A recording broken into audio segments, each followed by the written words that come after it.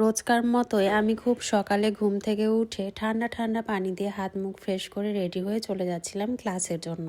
শীতকালে আসলে প্রতিটা কাজ করতে খুব বেশি কষ্ট হয়, আর পানিতে হাত দিতে তো অনেক বেশি ভয় লাগে, তাও আবার এত সকাল সকাল। আমার বাসাটা যেহেতু একটু ভেতরে, তাই আমি হেঁটে হেঁটে মেন রোডে চলে যাচ্ছিলাম অটো নেওয়ার জন্য।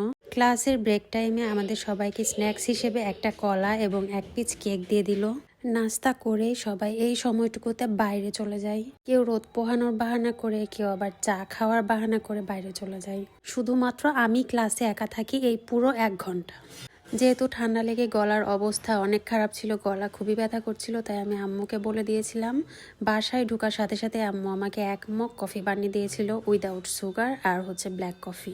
কফিটা খেয়ে গলা ব্যথা একটু ভালো হলেও ঠান্ডা পানি খেয়ে আবারও আগের অবস্থা। তো আমার রেগুলার রুটিন হিসেবে আমি কিচেনে চলে গেলাম ভর্তা বানানোর জন্য, কারণ আমার ভর্তা ছাড়া ভাত খেতে একদমই ভালো লাগে না। সেটা দুপুরে হোক বা রাতে হোক, ভর্তা হলে আমি একটু রুচিপূর্ণভাবে ভাতটা খাই। তো অনেকগুলো শুকনো মরিচ দিয়ে ঝাল ঝাল করে লাল করে একদম আলু ভর্তা করে নিলাম। মা যেহেতু আজকে দেশি মুরগি রান্না করেছে পাতলা ঝোল করে, তো আমি ভর্তাটা মেখে নেওয়ার পর ভাতের সঙ্গে 3 পিস চিকেন, লেবু, ভর্তা দিয়ে ভাত খেয়ে নিলাম।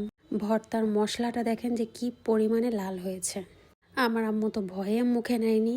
আমার যেহেতু নাগামরিচ খেয়ে অভ্যাস, তো সে তো আমার কোনো ঝালই ঝাল লাগে না। তো আমি প্লেটটা সাজিয়ে নিয়ে রুমে চলে আসলাম, কারণ টেবিলে কোনোদিনও ভাত খাওয়া হয় না। এসে পাকিস্তানিটা আমাদের একবার খাবো, এটাই।